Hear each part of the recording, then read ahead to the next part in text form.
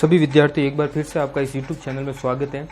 आज हम class 12th का मैथमेटिक्स का जो सेकंड चैप्टर हम पढ़ रहे थे, इनवर्स सर्कुलर फंक्शन, उसमें बोर्ड परीक्षा में आए हुए सवाल हम सॉल्व कर रहे थे इस सेकंड चैप्टर से संबंधित। तो हमने 2018 की बोर्ड परीक्षा में आए हुए सवाल सॉल्व करके मैंने वो वीडियो अपलोड कर दिया था। वो यदि आपने नहीं देखा है तो सबसे पहले वो वीडियो देख लीजिए। अब देखो, मैं 2019 की जो बोर्ड परीक्षा हुई थी, उच्च माध्यमिक बोर्ड परीक्षा 2019, उसमें जो दूसरे पार्ट से संबंधित ये सेकंड चैप्टर जो भी है अपने इनवर्स सर्कुलर फंक्शन, प्रतिलोम प्रतिफलन, इससे संबंधित जो 2019 में सवाल आए थे वो भी हम सॉल्व कर लेते हैं। देखो, हमें पता है कि 4 नंबर के सवाल आते हैं। एक तो 1 नंबर का आएगा, एक 3 नंबर का। ये जैसे बोर्ड का पेपर है, एक तो आपके प्रश्न क्रमांक, इस बोर्ड के पेपर में प्रश्न क्रमांक 2 पे सवाल आएगा, ठीक है, इस प्रतिलोम प्रतिफलन का। और एक आएगा प्रश्न क्रमांक अपने 16 पे मतलब कि खंड स में आएगा। वो एक खंड स में, वो अथवा में आएगा, कोई भी 2 में से एक करने, ठीक है। ये 3 अंक का प्रश्न है। तो हम ये सॉल्व कर लेते हैं कि कैसे प्रश्न आए थे पिछले साल 2019, यानी जस्ट इसके पिछले साल। तो देखो, हम सबसे पहले 1 नंबर का सवाल पूछा गया था कि साइन कोष्टक tan inverse 1 plus cos inverse 1/√2 और कोष्टक में पैक, इसका पूरे का आपको मान ज्ञात करना है। इस पूरे का मान ज्ञात करना है, ठीक है, इसका मान निकालना है।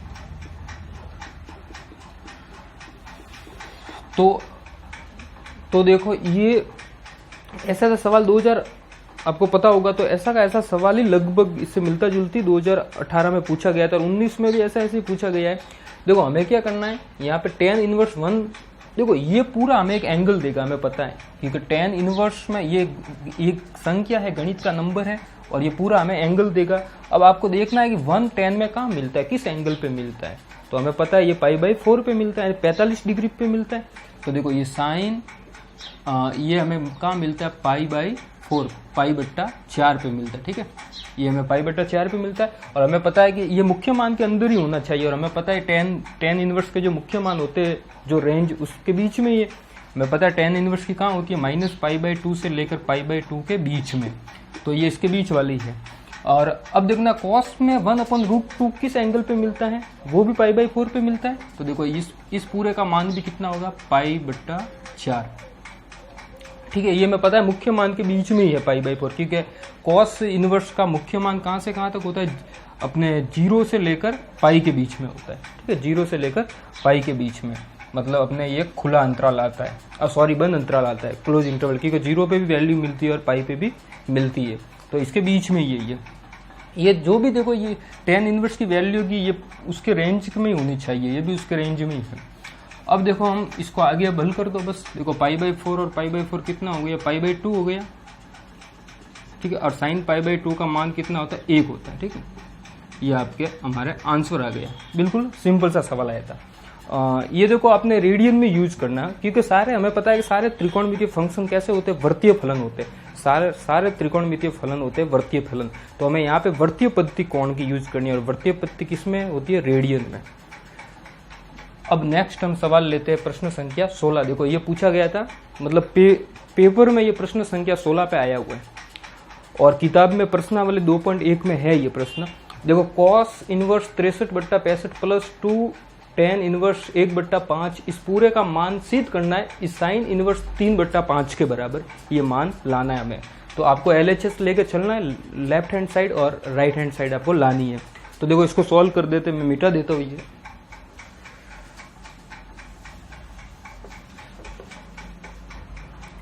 देखो, ये प्रश्न 16 मैंने हल कर रहा हूँ, यहाँ लिख लेता हूँ LHS लेने पर, लेफ्ट हैंड साइड लेने पर। और लेफ्ट हैंड साइड में हमारे पास में क्या है, cos inverse 63/65 plus 2 sine inverse 2 tan inverse 1/5, ठीक है। इस पूरे का मान हमें लाना है साइन इनवर्स 3/5 के बराबर। बिल्कुल सिंपल सा क्वेश्चन है। देखो, आप इसको क्या करो कि इसको तो अलग करने की कई विधियां हैं, कोई भी एक विधि यूज कर लेते, जो भी आपको बेटर लगे वो करो। मैं देखो कर लेता हूँ, इसको भी कॉस इनवर्स में चेंज कर लेता हूँ, बाद में कॉस इनवर्स का सूत्र लगा दूंगा और बाद में लास्ट में उसको वापस साइन इनवर्स में चेंज कर दूंगा, क्योंकि मुझे आंसर किस में लाना है, साइन इनवर्स में। तो देखो 2 tan इनवर्स का मैं फॉर्मूला यूज कर देता हूँ, जो कॉस में बदलता है वो। तो देखो 2 tan इनवर्स x, इसका फॉर्मूला आपने होगा, कॉस में बदलने का क्या होता है, कॉस इनवर्स, तो इधर आएगा 1 माइनस एक्स स्क्वायर, तो बट्टा में आएगा 1 प्लस एक्स स्क्वायर। ठीक है, ये कोष्टक में पैक कर लेता हूँ। ये हमें पता है tan इनवर्स को कॉस इनवर्स में बदलने का सूत्र होता है। देखो हमने जो 11th क्लास में सूत्र पढ़े थे त्रिकोणमिति में, उसी से सारे ये प्रतिलोम त्रिकोणमिति के फॉर्मूले बनते हैं। जैसे हमने ना देखो ये जैसे बनाना है, तो हमने देखो पढ़ा था cos 2 थीटा का tan थीटा में बदलने का क्या होता है, 1 माइनस tan स्क्वायर थीटा बट्टा 1 प्लस tan स्क्वायर थीटा। ठीक है, ये हमने पढ़ा था।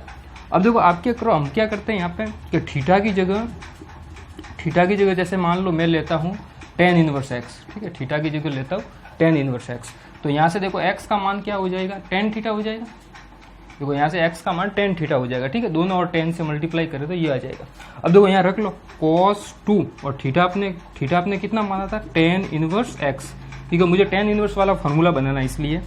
और यहाँ से देखो 1 माइनस tan थीटा की वैल्यू कितनी है, यहाँ पे देखो, यहाँ पे x, ये मैंने क्या लिखा है यहाँ पे देखो, अब मैं x का मान निकालना तो tan थीटा आएगा, ये थीटा है, फिर दोनों ओर से tan से गुणा करेंगे तो x बराबर, ये तो tan इनवर्स तो हट जाएगा, तो x बराबर tan थीटा आएगा। तो देखो यहाँ पे tan थीटा का मान क्या है, x है, तो ये क्या आ जाएगा x 1 माइनस ये क्या आ जाएगा x स्क्वायर बट्टा 1 प्लस x स्क्वायर। ठीक है, अब देखो मुझे 2 tan इनवर्स का फॉर्मूला बनाना तो cos हटाना है, तो दोनों और cos इनवर्स से मल्टीप्लाई कर लेता हूँ, तो ये तो हट जाएगा, तो इधर क्या बच जाएगा 2 tan इनवर्स x बराबर 1, ये cos इनवर्स से गुणा किया तो cos inverse 1 minus x square बट्टा 1 प्लस एक्स स्क्वायर। देखो ये अपने फॉर्मूला स्थापित हो जाएगा। तो हमने जो 11th क्लास में जो त्रिकोणमिति के फॉर्मूले पढ़े उन्हीं वो भी हमने बनाए थे, कैसे बनते हैं, तो उन्हीं फॉर्मूले से ये सारे बनते हैं। हम आपको तो डायरेक्ट याद रखना कि भी इसका ये सूत्र होता है कॉस में, तो और भी बढ़िया।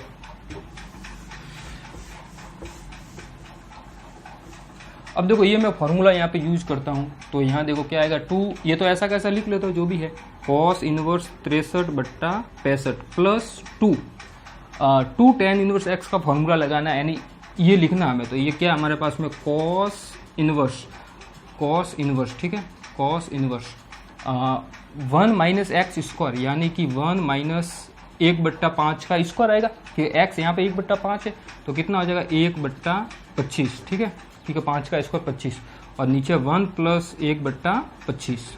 ठीक है, ये मैंने स्क्वायर कर दिया यहाँ पे। अब देखो नेक्स्ट स्टेप कर देता हूँ, कॉस इनवर्स 63 बट्टा 65 प्लस कॉस इनवर्स, अब एक में से 1/25 घटा दो, देखो हरों का लसब लेके 25, ऊपर देखो कितना आएगा 25 माइनस 1 24, नीचे भी देखो हरों का लसब लेके 25, तो कितना आ जाएगा 25 प्लस 1 26, यानी ये आ जाएगा 26/25, हर से हर कट जाएगा, 24/26 रहा, 2 के पारे से कट के कितना आ जाएगा 12/13, तो ये रह गया अपने 12/13। ठीक है, अब देखो हमने cos inverse x plus cos inverse y का फॉर्मूला पढ़ा था, उससे संबंधित 2018 की बोर्ड परीक्षा में 2 सवाल पूछे गए थे जो हमने सॉल्व किया था, वो वीडियो आप जरूर देखिए यदि नहीं देखा था।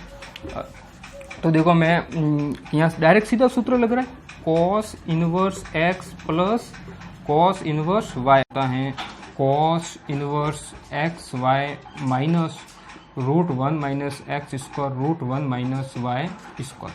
ठीक है, यहाँ पे प्लस आएगा तो यहाँ माइनस आएगा, और यदि यहाँ माइनस होता तो यहाँ आ जाता प्लस। ठीक है, बस ये फर्क पड़ता, हमारे यहाँ प्लस है तो यहाँ आएगा माइनस।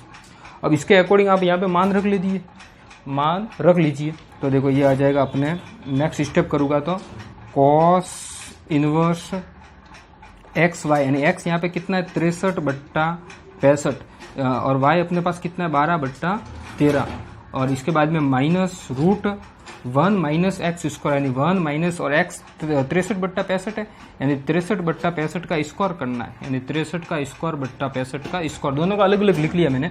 इसके बाद में √1 माइनस 12 का स्क्वायर और 13 का स्क्वायर। ठीक है, 1 माइनस वाई स्क्वायर था, तो ये वाई अपने पास में 12/13 था, और कोष्टक पैक कर दिया। अब देखो नेक्स्ट स्टेप हम करते हैं इसके आगे, तो देखो ये हो गया कॉस इनवर्स, यहाँ कोई कट तो नहीं रहा है, तो ऐसा कैसे लिख लेता हूँ 63/65 इंटू 12/13 माइनस, और ये इसमें देखो मैं रो का लसब ले लेता हूँ, तो देखो 65 का स्क्वायर आएगा, तो यहाँ 65 का स्क्वायर से 1 से गुणा होगा, तो क्या होगा 65 का स्क्वायर माइनस 63 का स्क्वायर, और इधर देखो रो का लसअप लेता तो कितना आएगा 13 का स्क्वायर और गुणा होकर कितना बन जाएगा 13 का स्क्वायर माइनस 12 का स्क्वायर कोष्टक पैक। ठीक है, अब देखो नेक्स्ट हमें क्या 65 के स्क्वायर में से 63 का स्क्वायर घटाना है और इधर 13 के स्क्वायर में से 12 का स्क्वायर घटाना है। ये तो हमें डायरेक्ट पता है 5 होती है कुल मिलाकर रूट से बाहर आने के बाद। ये देखो ये थोड़ा कर लो आप 65 का स्क्वायर यानी 65 का 65 से गुणा करना 5 5 25 हासिल की 2 हो गई, 32 इंटू 30 हासिल की 3 और 39 5 2 2 4, ये तो 4225 हो जाएगा। अब 63 का स्क्वायर कर दो, 63 इंटू 63 3 इंटू 3 9 18 इंटू वापस 18 हो गया हासिल की 1 और ये 37 9 16 हासिल की 1 हो गया तो 9 3969। अब देखो ये माइनस है तो अब इसमें से माइनस कर दो, 42 25 में से माइनस कर दो 39 69, तो देखो ये 6 बच गया, 11 में से 5 हो गया और 41 में से 39 गया तो 2 बच गया तो 256 आ गए। तो टोटल मिला के देखो ये नेक्स्ट स्टेप हो जाएगा कॉस इनवर्स, इसको तो मैं ऐसा कैसा लिख लेता हूँ 63/65 इंटू 12/13 माइनस, और ये अपने हो गया 65 का स्क्वायर में से 63 का स्क्वायर घटेगा 256 आया, जो हमें पता है 16 का वर्ग होता है, जो 16 का वर्ग तो मैं 16 का स्क्वायर भी लिख सकता हूँ और ये 65 का स्क्वायर। और इसके बाद में देखो ये तो हमें पता है सीधे 13 का स्क्वायर यानी 169 में से 144 घटाएगा तो 25 आएगा, 25 5 का स्क्वायर होता है तो 5 का स्क्वायर बट्टा 13 का स्क्वायर। ठीक है, अब देखो नेक्स्ट में यहाँ पे सॉल्व कर लेता हूँ, ये ऐसा कैसा लिख लेता हूँ देखो कॉस इनवर्स 63/65 इंटू 12/13 माइनस वर्गमूल। अब देखो ये वर्गमूल में 16 का स्क्वायर बाहर आके बन जाएगा 16 और ये बन जाएगा अपने 65, तो कितना हो जाएगा 16/65। इसके बाद में इंटू बीच में कोई निशान नहीं तो गुणा और ये बाहर आके कितना बन जाएगा 5/13। ठीक है, अब इसको हल करना है। ठहर, अरे एक बार ठहर, अरे नहीं एक बार ठहर, अरे एक बार एक बार पॉस मिनट हो। इसके बाद में देखो कॉस इनवर्स, अरे क्या कर रहा है, अरे 2 मिनट ठहर। कॉस इनवर्स देखो यहाँ रो का लसअप ले लेते, इधर भी 65 इंटू 13 इधर भी 65 इंटू 13 है, तो देखो यहाँ ले लिया रो का लसअप तो 65 इंटू 13 मतलब हरों का लसअप पूरा आ गया अपने 65 इंटू 13, तो 65 इंटू 13 से 65 इंटू 13 कट गया तो कितना आ गया 63 इंटू 12 माइनस और ये यहाँ रह गया 16 इंटू 5। ठीक है, अब देखो 63 का 12 से गुणा करना है तो 6 ये 12 हो गया इंटू 3 1 6 सही है 6 और ये 12 हो गया। ठीक है, 1 3 6 और 5 और ये कितना रह गया अपने 756। तो नेक्स्ट स्टेप में इधर लिख लेता हूँ, इधर ही लिख लेता हूँ कॉस इनवर्स ये हो गया 756 माइनस 16 इंटू 5 कितना होता है 80। अरे सब टूटी हैं पप्पा बंदे बट्टा 65 इंटू 13। ठीक है, अब देखो 756 में से 80 घटाने कितने रहेंगे 636, तो हो गया देखो कॉस इनवर्स 636/65 इंटू 13। ठीक है, अब देखो ये कटेगा, हमें हालांकि उत्तर साइन इनवर्स में लाना है। देखो कॉस इनवर्स में आएगा, इसको मैं चेंज करके साइन इनवर्स में कर लूंगा। 13 के पाड़े से काट लो, 13 का पाड़ा इसमें जाता है 52 आएगा, 52 के बाद में तो सीधा आता है 65 आता है, तो 52 में 4 बार कटा, इसके बाद 63 में से 52 घटाया तो 11 बचा, 11 के आगे 6 होगा 116। 116 में देखो 13 का कितनी बार जाएगा 116 में 13 का जाएगा 13 का 116 में तो जा ही नहीं रहा है, घटाए तो मैंने बिल्कुल सही है, ये घटाए गलत है, घटाए बिल्कुल गलत है, इस छोटे बच्चे ने थोड़ा डिस्टर्ब कर दिया।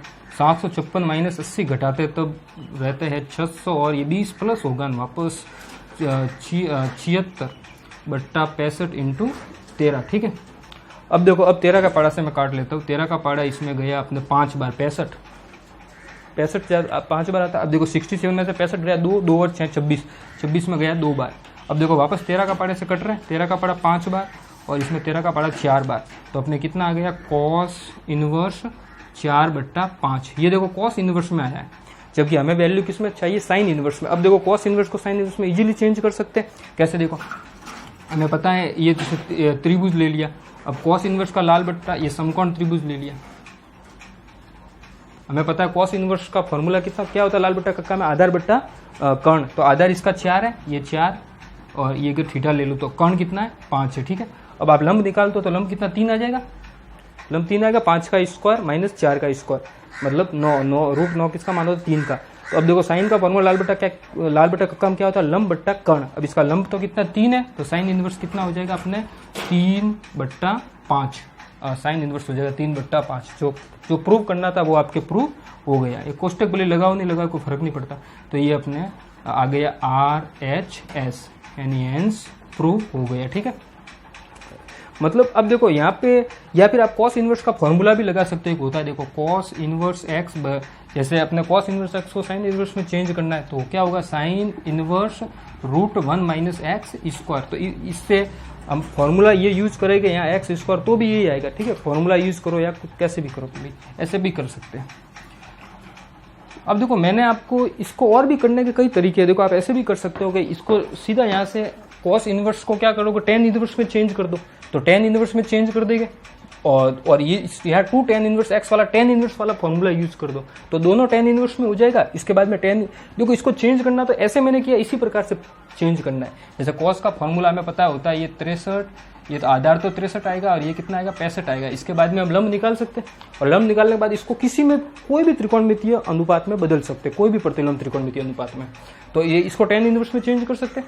इसके बाद में टेन इनवर्स में चेंज कर, या 2 tan इनवर्स एक्स का टेन वाला फॉर्मूला लगा तो दोनों टेन इनवर्स में बदल जाएगा। बाद में tan inverse x plus tan inverse y का सूत्र लगाएंगे हम, तो सिर्फ tan inverse x tan inverse में आ जाएगी वैल्यू, और टेन इनवर्स में आने के बाद उसको साइन इनवर्स में चेंज कर सकते हैं। ये और भी इसकी कई विधि आप ऐसे भी कर सकते हो। देखो इसको साइन इनवर्स में बदल दो और 2 tan इनवर्स एक्स वाला वो सूत्र लगा दो, तो साइन में इसको बदलता है, कन्वर्ट करता है, चेंज करता है। तो दोनों साइन इनवर्स में मिल जाएगा। Sine inverse x plus sine inverse y का फॉर्मूला यूज कर देगा तो आपको डायरेक्ट साइन इनवर्स उत्तर मिल जाएगा, ठीक है। इसको करने के कई तरीके हैं, आप कोई भी विधि से करो। तो अब नेक्स्ट सवाल लेते हैं।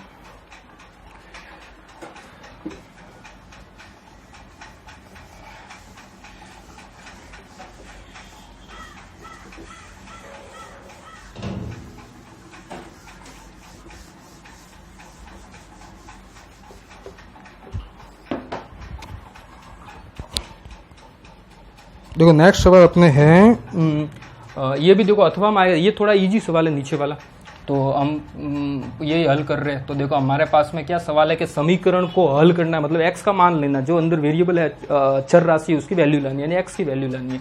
तो देखो पूरा का पूरा समीकरण लिख लेता हूँ, tan inverse 3x plus tan inverse 2x बराबर π/4, ठीक है। अब देखो यहाँ सीधे tan inverse x plus tan inverse y का सूत्र यूज हो रहा है, जो हमें पता है चूंकि tan inverse x plus tan inverse y, ये हटा देता हूँ यहाँ से, बराबर क्या हो जाएगा अपने टेन इनवर्स एक्स, देखो प्लस है तो ऊपर प्लस ही आएगा, एक्स प्लस वाई बट्टा 1 माइनस एक्स वाई, ठीक है। ये अपना फॉर्मूला होता है, ठीक है। आपने पढ़ा हुआ है, जैसे अपने देखो त्रिकोणमिति में फॉर्मूला पढ़ा था टेन ए प्लस बी वाला, जैसे ए प्लस बी लिख लेता था, ये क्या होता था टेन ए प्लस टेन बी बट्टा 1 माइनस टेन ए टेन बी। तो इसी से ये फॉर्मूला बनेगा। देखो सीधा आप क्या करोगे, देखो हमें टेन इनवर्स में बदलना था, ए को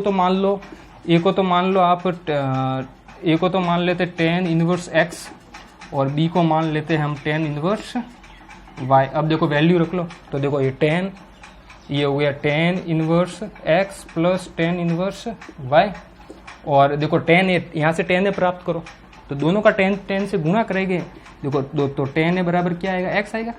तो देखो ये तो हो गया एक्स, और यहाँ से टेन बी प्राप्त करेंगे तो कितना आएगा, वाई आएगा, ठीक है। बिल्कुल टेन से गुणा करना है, तो देखो टेन से टेन इनवर्स हट जाएगा, इधर टेन बी आ जाएगा, टेन बी बराबर वाई, तो ये वाई आ गया। और नीचे देखो 1 माइनस ये एक्स था, ये वाई था। अब देखो दोनों पक्षों को टेन इनवर्स से मल्टीप्लाई करो, तो ये टेन इनवर्स से मल्टीप्लाई करो तो ये पूरा हट जाएगा, और इधर क्या आ जाएगा टेन इनवर्स। तो देखो ये अपना फॉर्मूला बन जाएगा tan inverse x plus tan inverse y का, tan inverse x plus y बट्टा 1 माइनस एक्स वाई। तो जो 11th क्लास के त्रिकोणमिति के फॉर्मूले, उसी से सारे प्रतिलोम त्रिकोणमिति वाले सूत्र बनते हैं।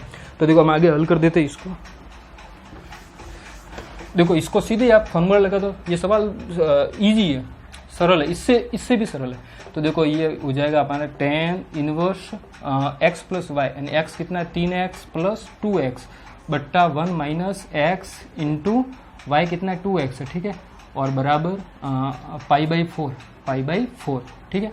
अब देखो tan इनवर्स मुझे हटाना है तो दोनों पक्षों को tan से गुणा कर दो, तो ये हो जाएगा tan इनवर्स से हट जाएगा तो हो जाएगा 3x प्लस 2x यानी 5x बट्टा 1 माइनस ये हो जाएगा 6x स्क्वायर बराबर tan पाई बाई 4, ठीक है, दोनों का tan से गुणा करने के बाद। तो ये देखो नेक्स्ट स्टेप हो जाएगा 5x बट्टा 1 माइनस 6x स्क्वायर और tan पाई बाई 4 की वैल्यू 1 होती है हमें पता है। अब तिरछा गुणा कर देंगे तो कितना आ जाएगा 1 माइनस 6x स्क्वायर बराबर 5x, ठीक है।